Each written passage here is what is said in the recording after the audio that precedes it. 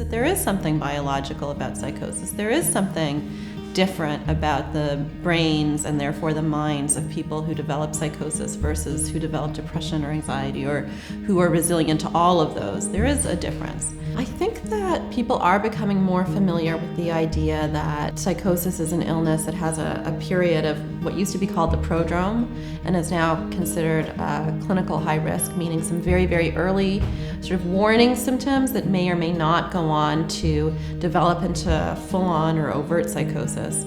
And that then there is furthermore a period of the earliest years of a psychotic illness and maybe a place there where outcomes can be affected more meaningfully than later on in illness.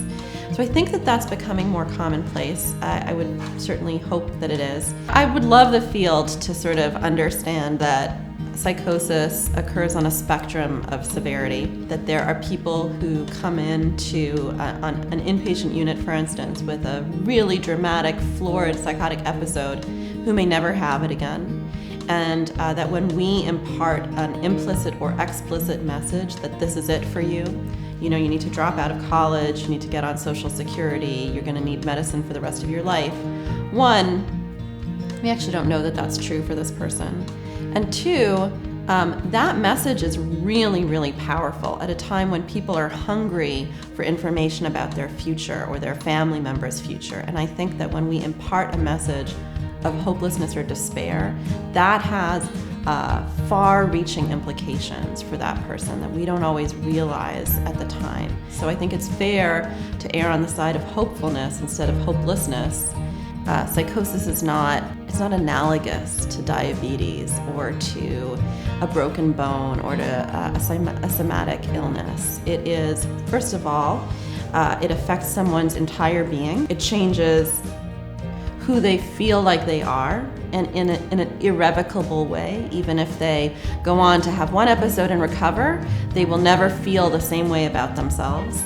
It is something that has great meaning for the people who are going through it, and to be dismissive of that meaning, to be on an inpatient unit and hear someone start to talk about whatever they believe very strongly and essentially say, okay, we're done for the day, yep, and we're going to increase your medicine, is like an incredibly demeaning, demoralizing experience. People are coming to you with their own stories, and whether or not they are, true in some absolute sense, they are incredibly meaningful for the person, and to be respectful of that. We try to really frame psychosis as an obstacle in someone's life path, and that's something that we can help them overcome together. And we focus very much on what do people want out of life, what are their aspirations. And so we never have to get into these arguments about what is true or not true, what is real or not real.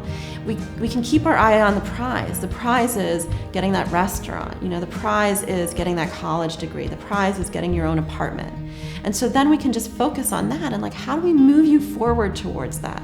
And that comes out of an approach called recovery-oriented cognitive therapy, which Aaron Beck and colleagues have been sort of really developing for schizophrenia, that we've kind of adapted for early intervention, that's very much strength-based and resilience-focused. And that has been incredibly powerful in helping people to move forward.